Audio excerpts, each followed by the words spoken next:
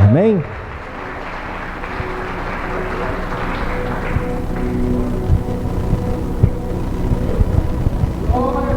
Glória a Deus. Pai do Senhor, irmãos, é com alegria que eu estou aqui, juntamente com os irmãos, para juntos nós adorarmos o nome de Jesus.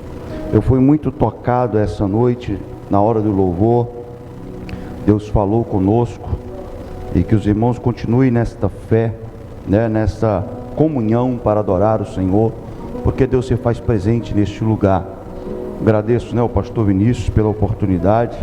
Amigo é para essas horas, irmão? Com a boca costurada a gente vem socorrer o amigo,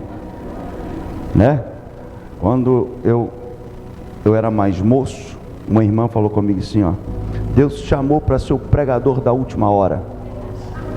Aí eu pensei, Senhor, glória, O pregador da última hora é aquele que vai antecipar o avivamento. Mas aí eu entendi, é que quando não tem, um não pode pregar, ou não tem ninguém para pregar, e chama o pastor Rodrigo, e ele vem na última hora e socorre os amigos.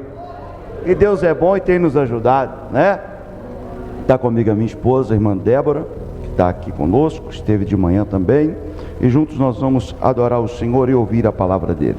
Abra sua Bíblia, por favor, na carta ou no livro das Revelações, livro do Apocalipse, no capítulo de número 3, versículo de número 12. Apocalipse, capítulo de número 3, versículo de número 11, perdão. Apocalipse 3, 11, que nós vamos ler essa noite. Oh, glória! Deus é bom. Eu não sei você, mas eu estou ansioso para chegar sexta-feira logo. Esse inflame vai mudar a vida de muita gente. É a oportunidade que Deus está te dando de renovar sua fé. Amém ou não? Apocalipse capítulo 3, versículo 11. Não é difícil achar, Apocalipse 3, 11. Vamos ler? Acharam? Vamos ler a palavra do Senhor, que diz assim: e venho sem demora, guarda o que tens, para que ninguém tome a tua coroa. Vamos ler de novo? Eis que venho sem demora, guarda o que tens, para que ninguém tome a tua coroa. Fecha a Bíblia, por favor, e aplauda Jesus com alegria.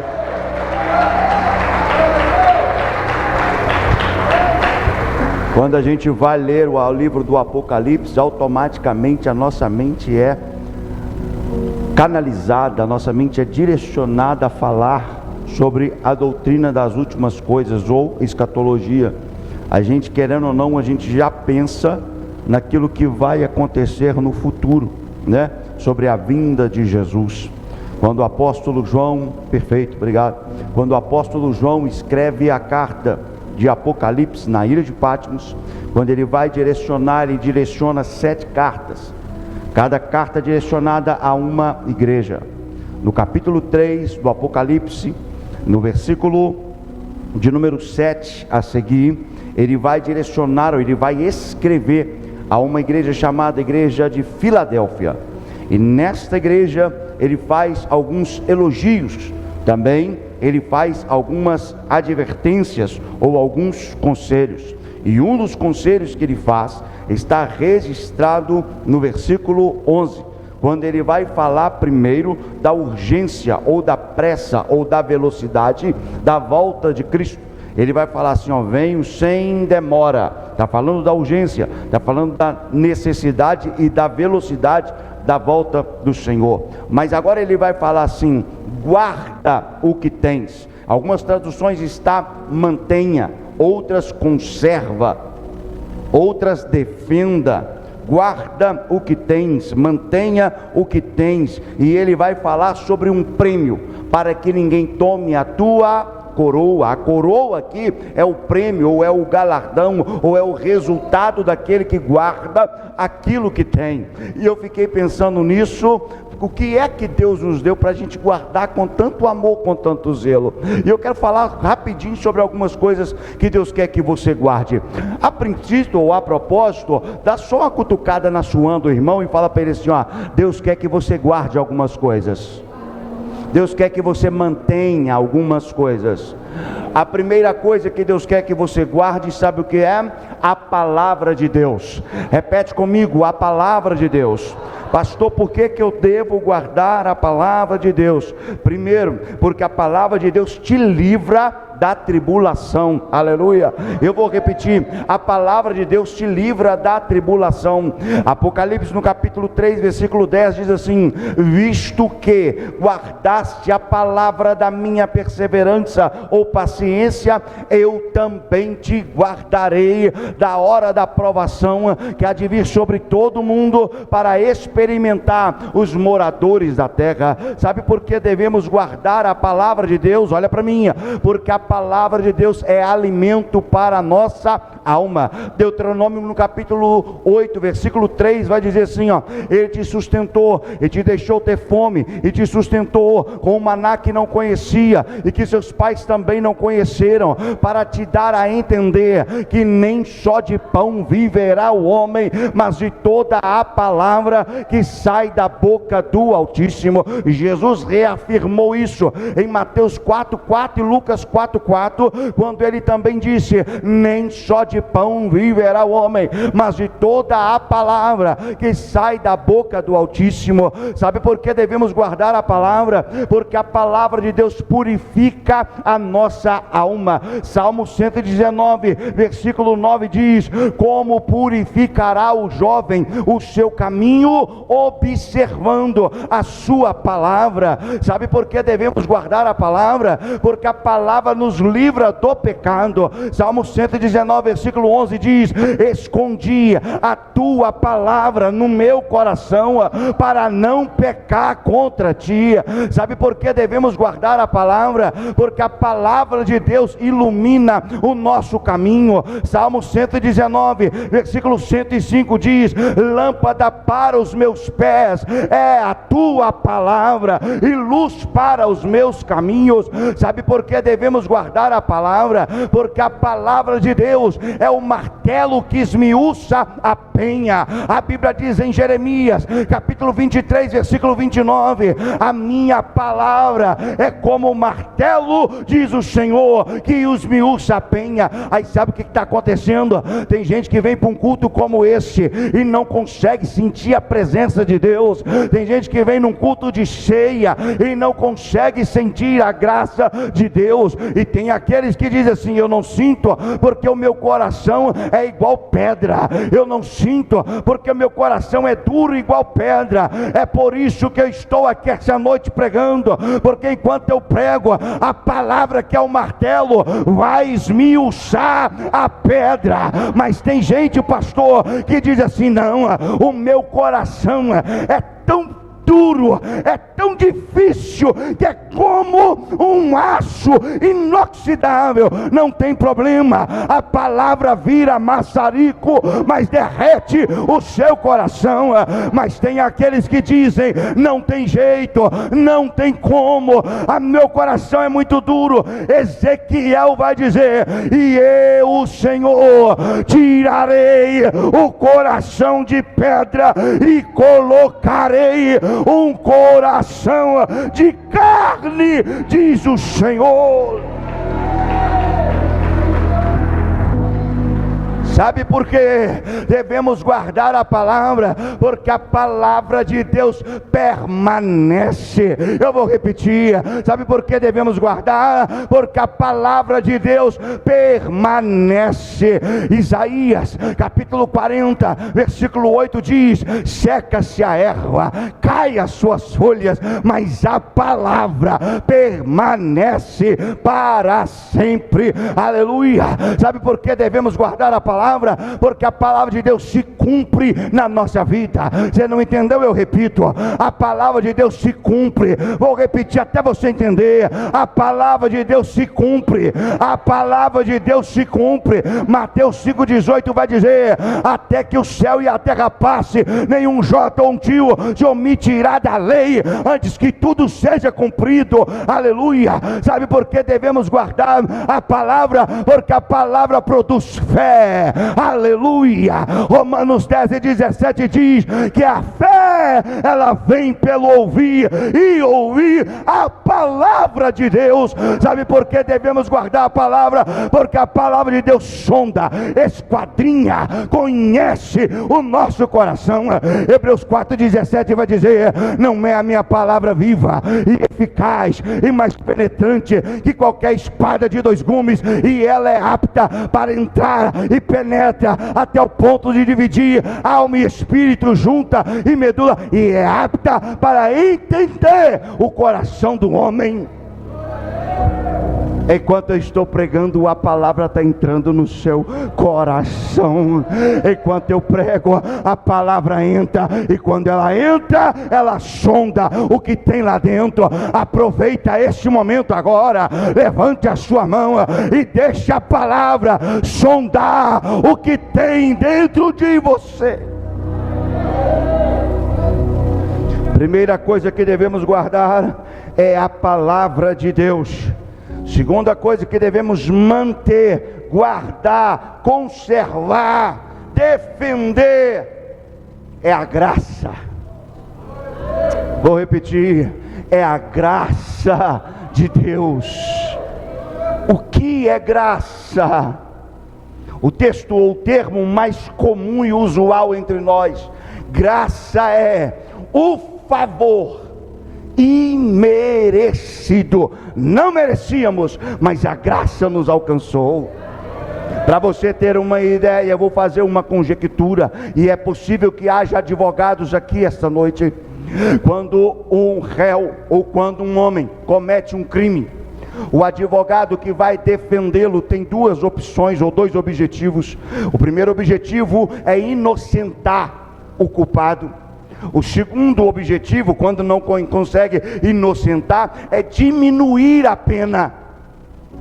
E todo advogado que se preze, ele tenta fazer uma das 2 coisas, mas eu ainda não vi nenhum advogado assumir o lugar do criminoso. Imagine se você fosse um advogado e estivesse diante de um juiz, e o juiz olhasse para o criminoso e o culpasse e o condenasse a uma pena de morte. No Brasil não tem, mas suponhamos que tenha.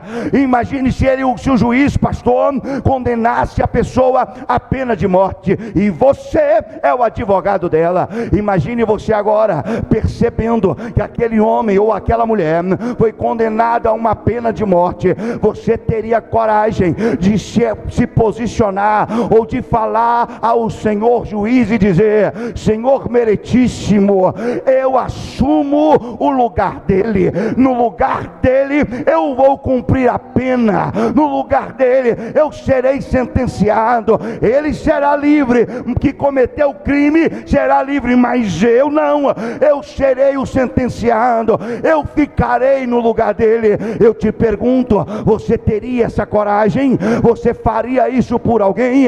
Mas a minha Bíblia diz em João, aleluia, primeira epístola de João: filhinhos, não pequeis, mas se pecardes, tendes um advogado no céu, que é justo.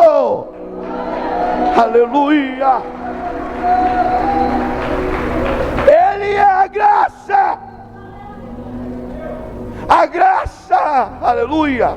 Jesus veio por nós, para morrer por nós. Para você ter uma ideia do que aconteceu com Jesus, o profeta messiânico Isaías, no capítulo 53, do versículo 2, 3, 4, 5, 6 e 7, ele vai narrar o que Jesus sofreu.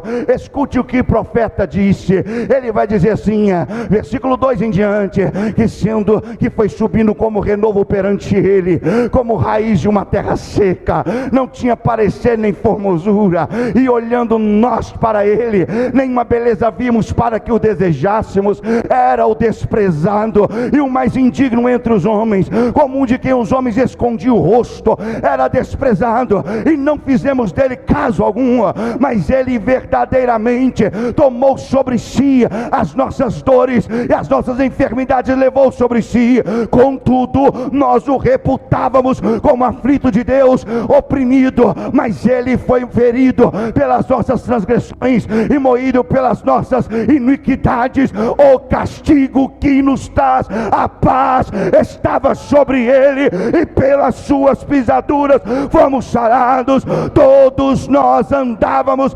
desgarrados como ovelha muda, ele foi levado ao matadouro, e como ovelha muda não abriu a sua boca. Esse é Jesus, esse é a graça.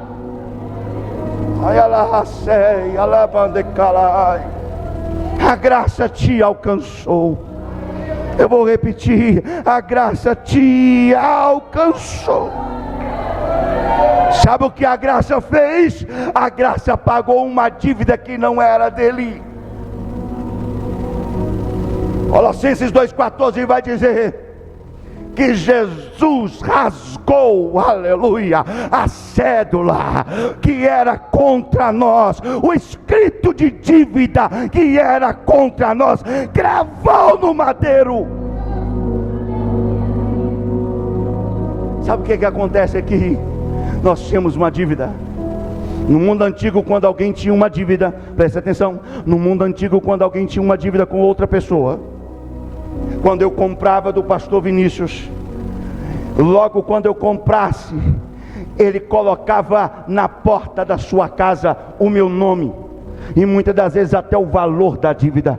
Todos que passavam na porta da casa do pastor Vinícius viam que eu tinha uma dívida com ele, e quando eu ia pagar a dívida, enquanto eu não pagasse a dívida, o meu nome estava lá cravado na porta da casa dele. Todos que passavam viam que eu tinha uma dívida com ele, mas o dia que eu pegasse ou que eu pagasse a dívida, ele era obrigado a pegar aquele escrito de dívida, rasgar aquele escrito de dívida e me dar uma cópia. E quando eu fosse comprar na mão da nossa irmã Natália, ela ia falar para mim: mas você ainda está devendo o Vinícius. Aí eu falava: não, aqui está o escrito de dívida. E ela passasse na casa dele, ela ia ver que o meu nome já havia sido rasgado, então eu teria crédito com ela. Quando Jesus morreu na cruz do Calvário, ele vai dizer uma frase, ou um nome, ou uma palavra chamada tetelestai, aleluia. Quando Jesus foi morrer na cruz do Calvário, ele pagou a dívida. Eu fico vendo, preste atenção, aqueles filmes de Jesus, quando Jesus vai dar os últimos suspiros, ele deu 7 brados, e o último brado foi: Pai, está pago, está consumado. E quando você vê no filme, você percebe que eles põem Jesus como se fosse um coitado, e aquilo chega até a ser depressivo. Irmão, quando Jesus falou: está pago, está consumado, tetelestai, quando ele disse isso, não era um grito de dor, era um grito de gol. Ele estava vibrando e dizendo: a dívida do homem foi paga, aleluia, está pago, está consumado, está liquidado, aleluia.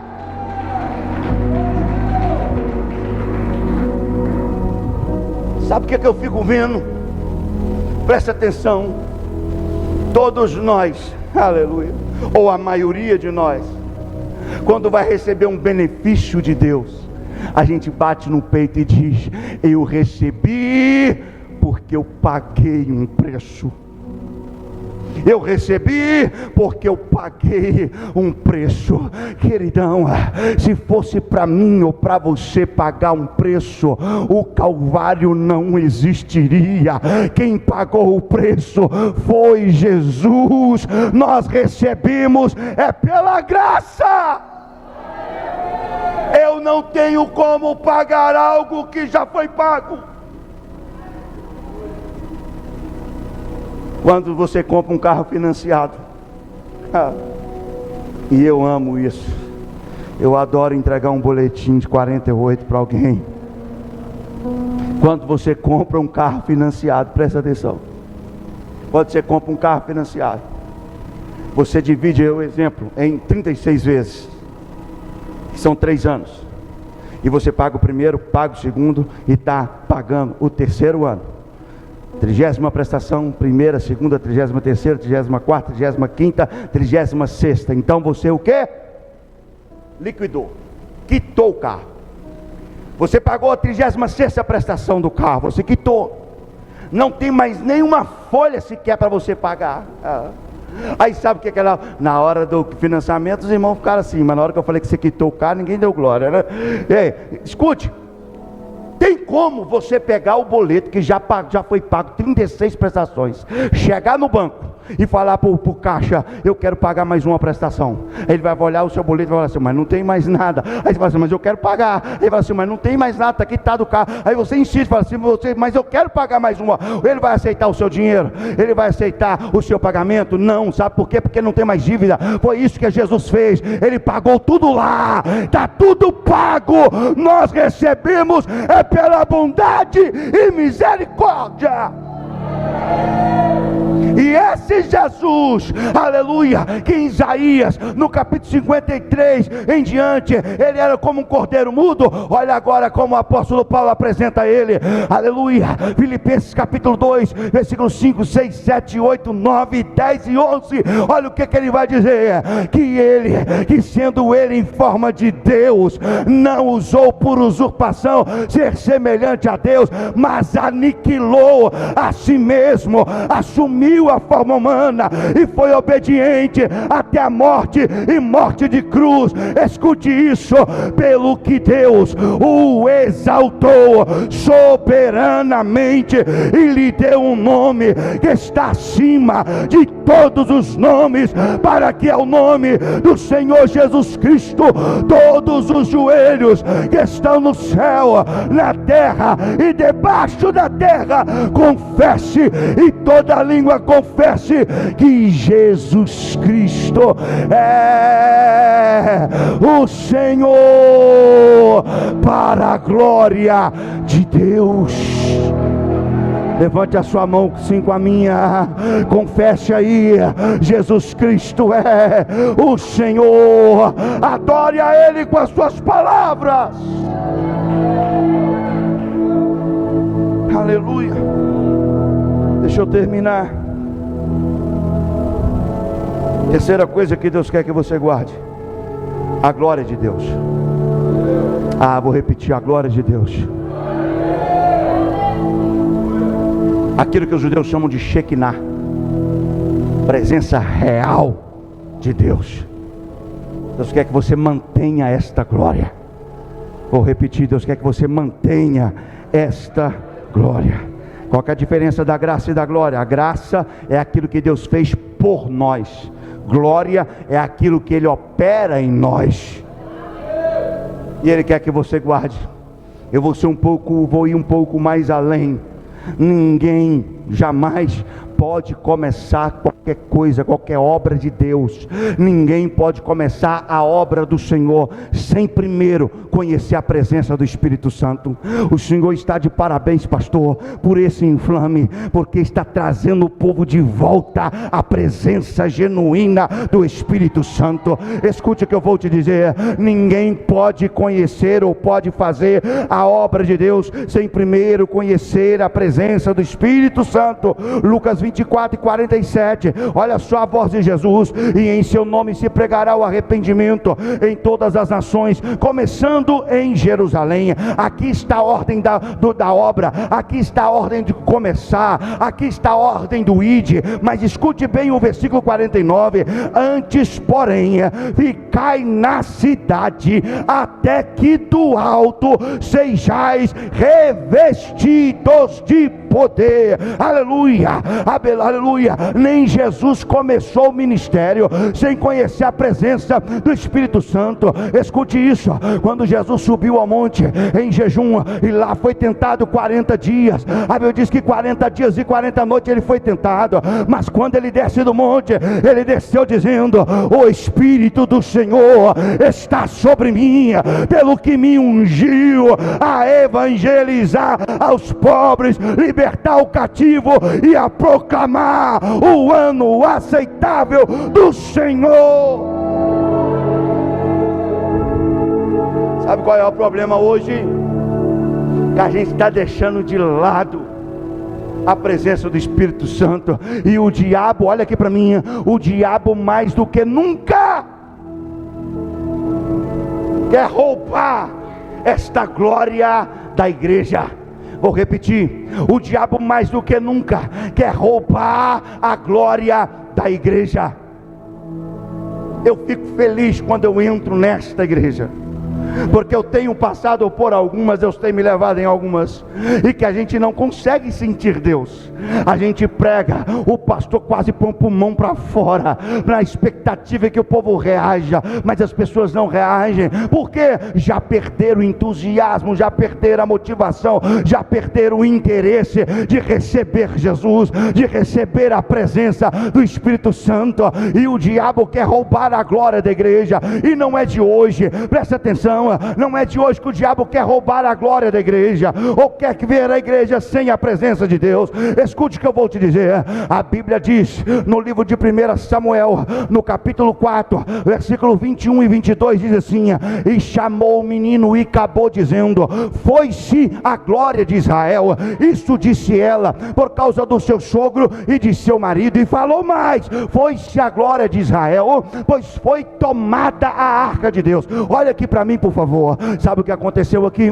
Israel tinha no seu meio, Israel tinha no seu arraial uma arca, e quando Israel ia lutar contra alguém, eles levavam a arca do Senhor, porque só a presença da arca era símbolo de vitória. Então Israel, quando ia lutar, eles levavam a arca, porque sabiam que a vitória era garantida, porque a presença de Deus era manifesta através da arca. Escute isso. Na época, o sacerdote se chamava Eli, e Eli tinha 2 filhos. Quantos filhos? 2 filhos, um chamado Ofni e outro Finéias. Sabe o que aconteceu? Os 2 filhos de Eli eram irreverentes, pastora. Eles eram carnais, não respeitavam a Deus nem os oráculos do Senhor. E sabe o que aconteceu? A Bíblia diz que um dia Israel foi lutar, travar uma batalha, e quando eles estavam lutando, travando a batalha, eles começaram a perder a guerra. Então lembraram da arca que estava no arraial de Israel. Então desceram correndo e falaram: vamos lá buscar a arca, trazer para o campo da batalha, porque aí nós vamos virar o jogo e a vitória será nossa. Quando desceram correndo no arraial de Israel, viram que a arca já não estava lá mais, porque os filisteus haviam roubado a arca de Deus.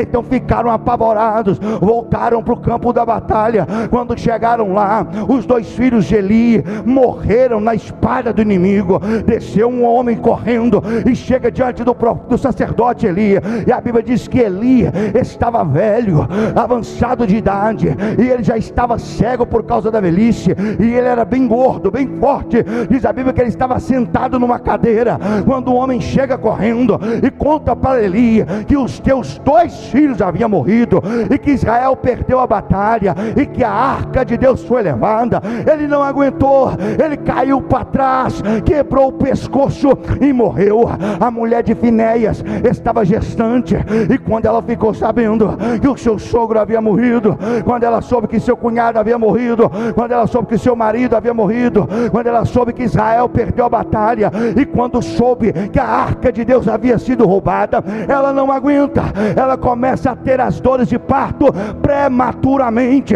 Então vieram as parteiras para parar a criança. Quando chegaram lá e apararam a criança, viram que era um menino. Então olhou para ela e disse para ela: alegra-te, mulher, alegra-te, fique feliz, porque nasceu um menino. Naquela época, quando nascia um menino, era alegria, porque continuidade da história. Mas aquela mãe, no meio das lágrimas, olhou e disse: o nome dele será Icabô, que significa foi-se a glória de Deus, e todos que olharem para ele saberão que ele nasceu no dia em que Israel perdeu a arca do Senhor.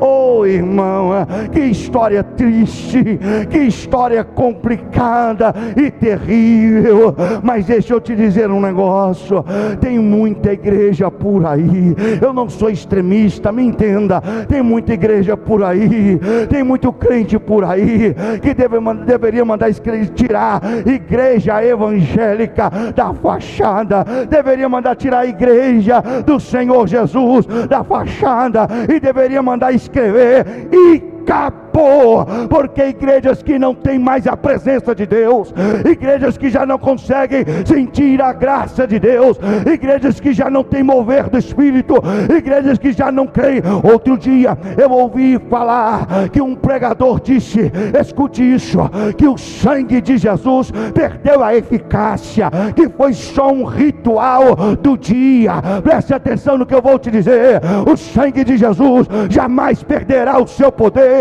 O Espírito Santo continua sendo dono da igreja.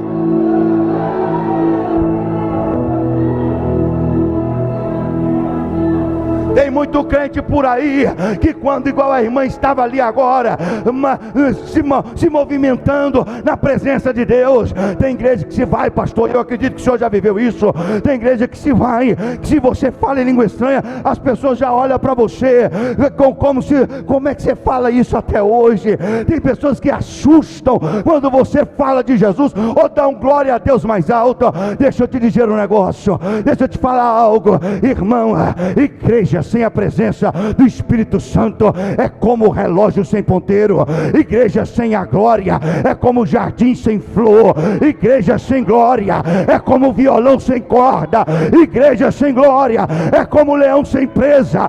Igreja só tem valor, igreja só tem beleza, igreja só tem, aleluia, poder se tiver a glória de Deus. O poder de Deus é o sal de Deus.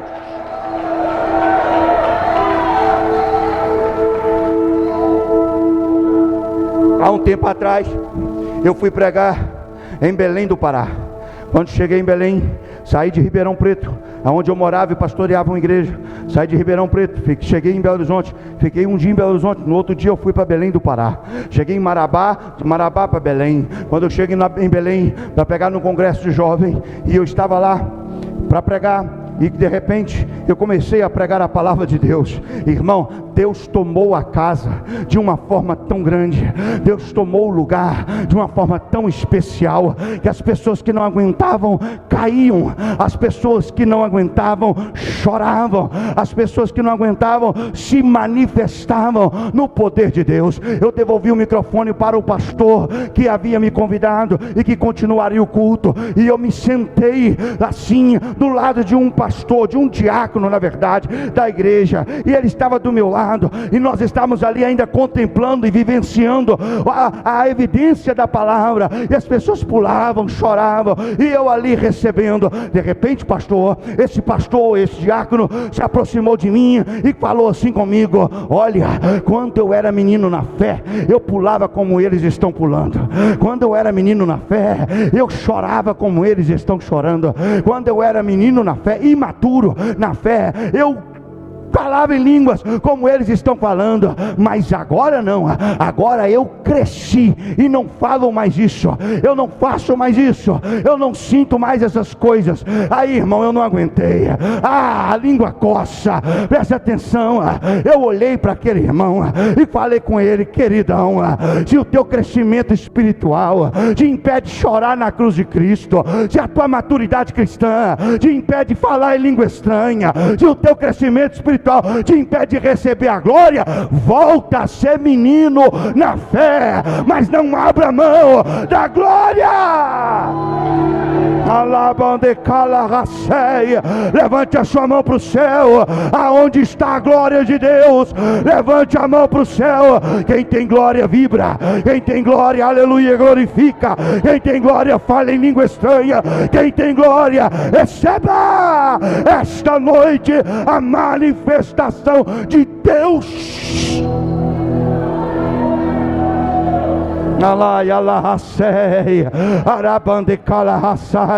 Um minuto de adoração, deixa a glória fluir. Um minuto de adoração. Oh, eu não sei como você vai fazer, também não me interessa, mas se quiser ficar de pé, fique. Se quiser ajoelhar, ajoelhe. Se quiser cair, caia. Eu quero ver é você esta noite receber.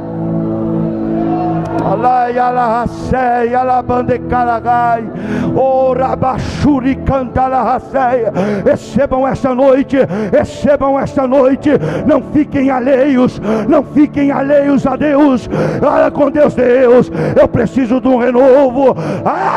Jesus, fala para Deus, Deus, eu quero sair daqui carregado pelo teu poder. Aleluia. Eu vejo a glória de Deus ali, eu vejo a glória de Deus lá atrás, eu vejo a glória de Deus do lado de cá também. A glória de Deus está aqui, a glória de Deus está aqui. Meu Jesus querido, eu não sei você, mas eu sei de uma coisa: este lugar tem glória de Deus para todo lado.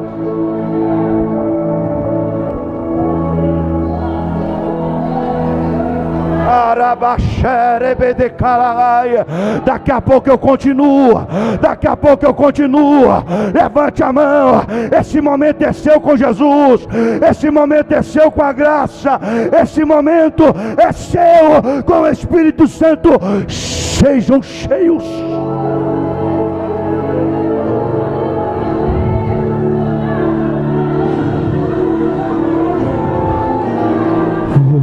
Aleluia. Oh, aleluia. É isso mesmo. A glória faz isso mesmo.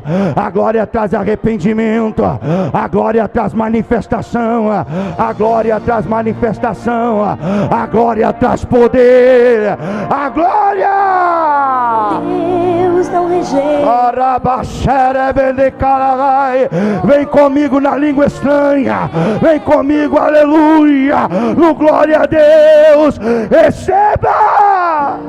Nunca vi um justo sem resposta. Ora bachuri bidiquira. No sofrimento.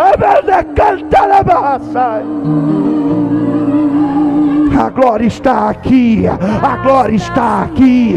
Oh Jesus, toma conta deste lugar. A igreja é tua, a casa é tua, eu sou teu. Receba!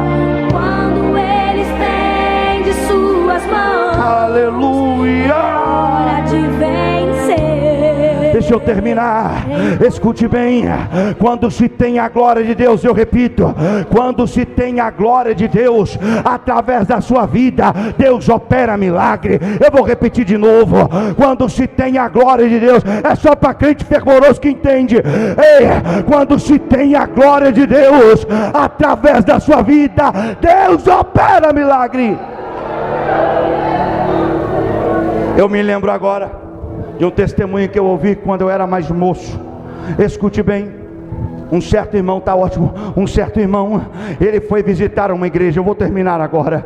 Um certo irmão foi visitar uma igreja.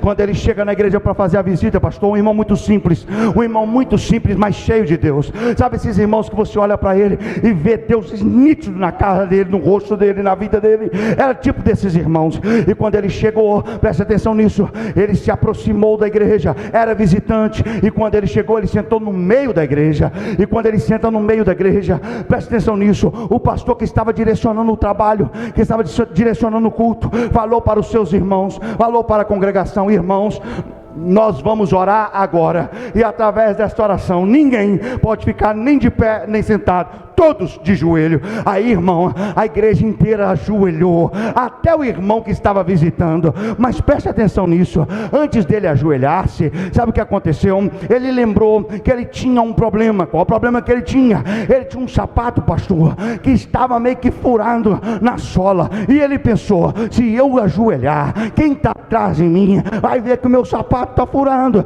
e eu vou servir de chacota na igreja depois. O que ele fez? Ele então saiu do lugar que ele estava, foi para o último banco da igreja, e lá no último banco não tinha ninguém atrás, então ele ajoelhou e começou a orar, e ele vai orando, e Deus toma aquele irmão, e ele vai orando, de repente chega um casal, presta atenção nisso, chega um casal, aqui não acontece isso, aqueles irmãos que gostam de chegar atrasado na igreja, sabe, chega aquele casal, e junto com o casal chega uma criança, pequenininha, um menininho.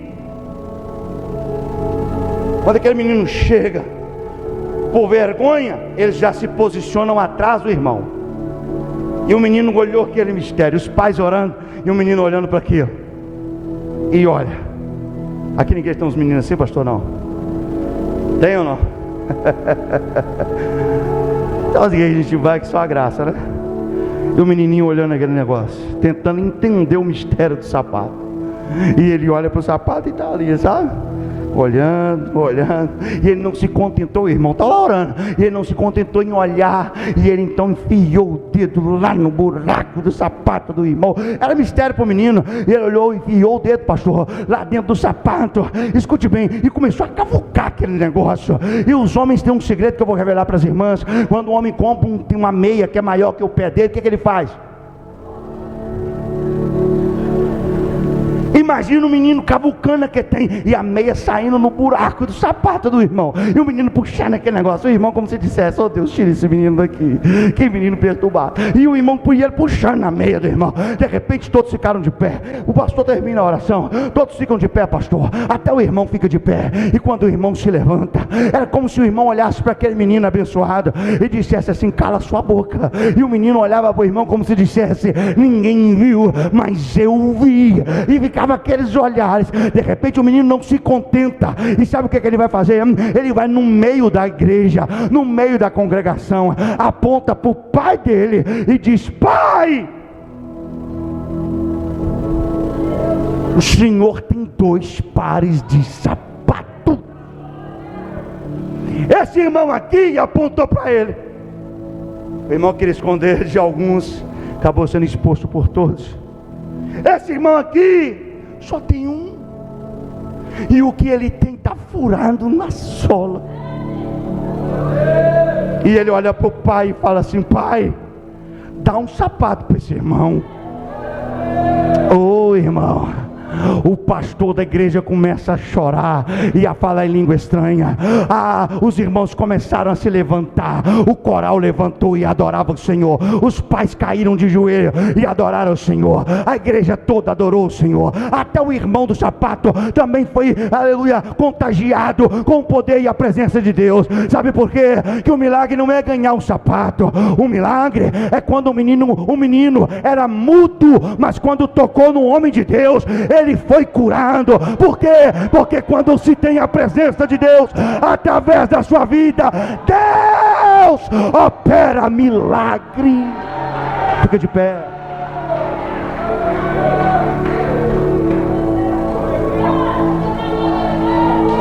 A glória está aqui nesse lugar. A glória está aqui esta noite. Oh irmão, se você puder ver o que Deus está fazendo na sua vida hoje, se você pudesse contemplar o que Deus está fazendo na sua vida hoje, receba esta noite, receba esta noite. Se não for pedir muito, joga uma mão no peito, a outra levanta para o céu, e nós vamos orar, e nós vamos falar com Deus. Se os músicos puderem cantar, cante. Aleluia, aleluia. Levante a mão e adore ao Senhor. Eu quero ir mais fundo, leva-me mais, sabe não? Então canta outra. Oh glória.